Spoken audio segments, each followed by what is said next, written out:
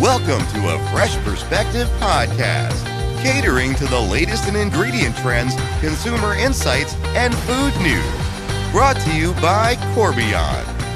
Welcome to a Fresh Perspective podcast, a podcast where we talk about all things food. I'm Jenny. I'm your host, and I have a guest co-host today, Kathy Sargent, and we're going to talk about plant-based ingredients. And this is a topic that's really interesting to me because it feels, kind of exciting. It's, everyone's always looking to be healthier. I am so excited. We have a plant-based expert.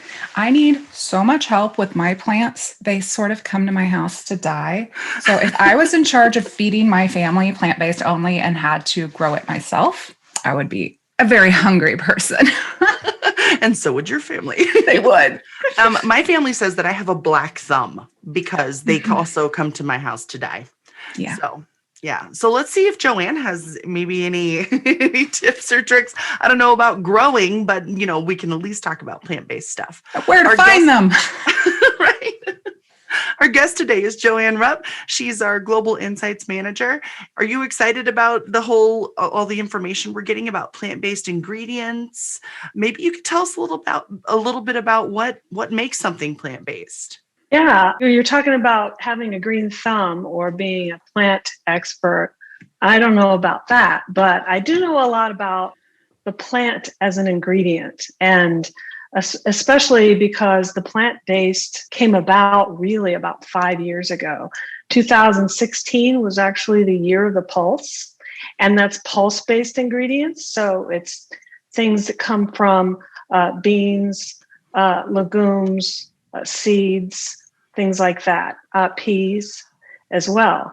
And they can be made into flours and proteins. So there's protein flours and there's protein pea proteins and various different types of proteins and flours.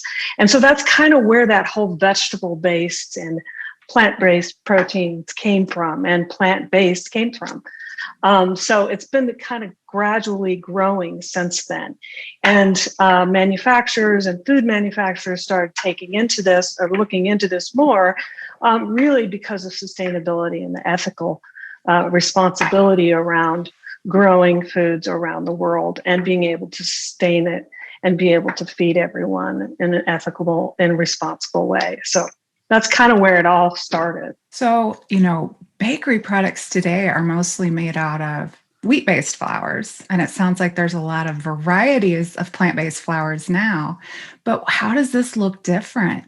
What is really the major claims that consumers are looking for aside from what they've had before? Yeah, so then since it's scaled since then, and the interest has drawn more interest into other types of foods other than vegan or vegetarian, you would think, because everybody eats plants or salads or vegetables only instead of other foods and beverages. And so there's a lot of consumers that are looking for plant-based for the benefits of health and really trying to find something for immunity, especially since the pandemic. They're really looking for things with vitamin C. And again, I go back to that protein.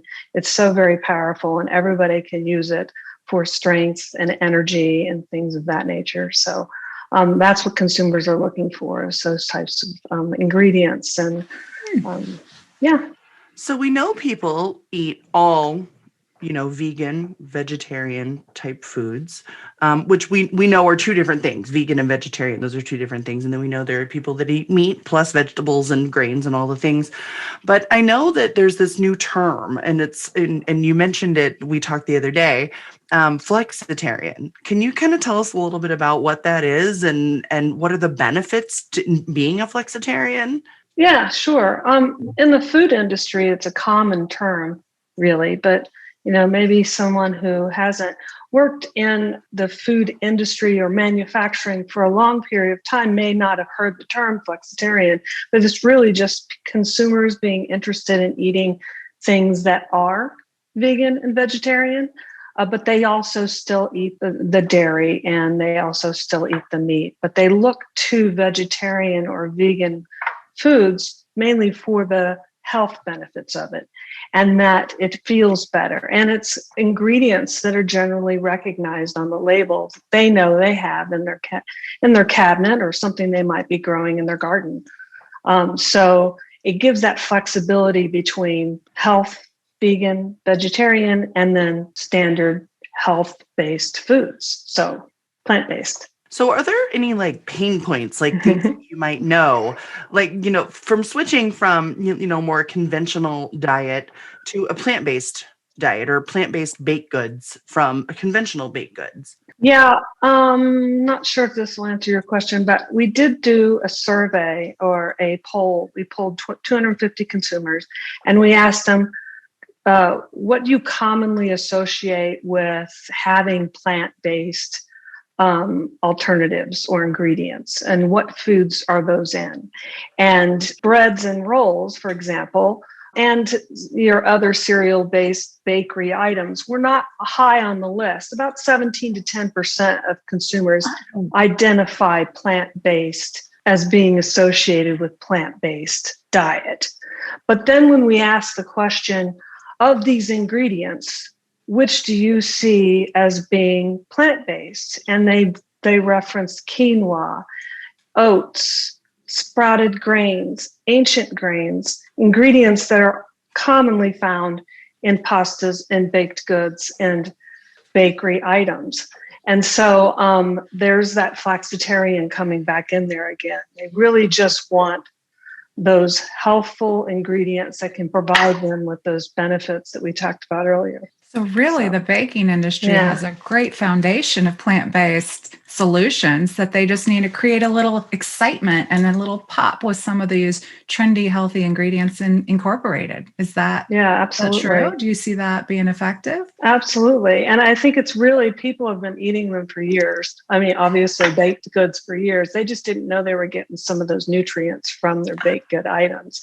And so it's really about the bakers and the bakeries really sharing the freshness and where they come from and the origin of the ingredients and what they provide in the actual formulation itself.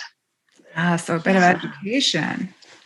Yeah, and I think we could come back and talk a little bit more about the sustainability pieces of the plant-based diet, because I think that's important to people as well as taste and as well as protein and presentation and those things. But right now we're going to go to everybody's favorite segment, Eat, Save, Give. Now it's time for Eat, Save, Give, a thoughtful peek into the hearts, minds, and taste palates of our guests. Okay, so Eat, Save, Give is a segment in which we give you 3 food items and you get to choose which one you're going to eat now, which one you're going to save for later, and which one you're going to give away. And our newest invention with Eat, Save, Give is that we are going to do it in 90 seconds. So here we go. So our 3 items are banana nut bread, which, I mean, there has to be butter on it. Can we just stick that caveat in there? And then the favorite of millennials, or the famed favorite of millennials, the avocado toast. I am not a millennial and I love it. And then the last option is oatmeal blueberry muffin with icing, crumble, and deliciousness on top. So I'm going to start our timer, and we'll start with JoAnn, and then we'll go to Kathy, and then me. Okay, go. Okay, this is a no-brainer for me. The oat muffin, blueberry muffin. Yes, that's number 1. I'm going to eat that. Okay. I'm going to give away the banana nut bread. I do not like banana nut bread. Most people do, but it's the nuts, and I'm a bit nuts. And then, so I'm going to save my avocado toast for later. Oh, it's a snack. Okay. All right, I'm eating that toast because I need it warm and crunchy with that cool smashed up avocado on it. So that is really good for me. The muffin, I'm intrigued at what an icing crumble is, to be quite honest. So I'm going to eat that, or I'm going to save that and have that tonight and see how that holds up. So again, sorry, banana nut bread, you're out. Get out of there. Yeah, I mean, I don't know. There's something about just muffin that doesn't sound good to me. So I'm giving that one away. I mean, I will eat a muffin, but usually it has to have chocolate chips in it or something. Like, I don't know. Okay, and then I'm probably going to eat. See, it really depends on if the avocado toast has been made already, because avocado does not keep. But let's pretend it hasn't been made and the avocado is still whole. Then I'm going to eat my banana nut bread right now with butter on it. And I'm going to save my avocado toast for later as a snack because I do love avocado toast. It is delicious. Yeah. And that's Eat, Save, Give. And we managed it. 90 seconds is right now. Awesome. Way to go, ladies. Efficient. Ding, ding, ding. Yes. Okay, so let's jump back in and talk a little bit about the sustainability, portions of being plant-based. I mean, we all hear all the horror stories about things that aren't sustainable in the world, and we try, as a consumer, I try to buy things that are sustainably raised or farmed or whatever. But I think that in the plant-based industry, maybe we have even more of an opportunity to be sustainable. Sustainability is definitely a top of mind for all corporations throughout the world and for food manufacturers. And has also been top of mind, making sure you have a clean carbon footprint. You are ethical, responsible ways for employees and farmers and animal health, etc. But with the pandemic, it's even more strong and more powerful. And a lot of attention to that has been honing in on what is sustainable and what can be done in an ethical and conscious, responsible way. And not only are manufacturers and corporations looking at this, consumers are very aware of what it all means now. They didn't really know before, but the way the pandemic started, it really had everybody looking in with a microscope to identify how things are being manufactured and how they're being shipped and followed through. So yeah, I mean, I think it's interesting because now that we all receive our news in this different way. It used to be a newspaper, and then then it was like you could go online and look at the news articles in the morning, and now we receive it in a myriad of ways, and one of those ways is through documentaries. And so, especially during the pandemic, I mean, how I've watched more documentaries this year than I have watched in my entire life. And a good number of them are about food, and they're about health. They're about taste. They're about sustainability. And I think that, if you put all of those things together, maybe that is what consumers are looking for when it comes to just, what we're going to purchase, what we're going to put in our bodies, and how that treats our planet. Yeah, it's very strong, very powerful. And that's what drives plant-based and things like that, because you can identify with it and where it comes from and the crops that are being grown and how they're being protected and broken down and then shipped and delivered and held in overseas for a while until it gets over here, etc. So there's a lot of responsible business practices that are very active and very important, and consumers are right in there understanding it all now. Yeah, we have to be more careful. Yes, making for sure. These small decisions. That's awesome.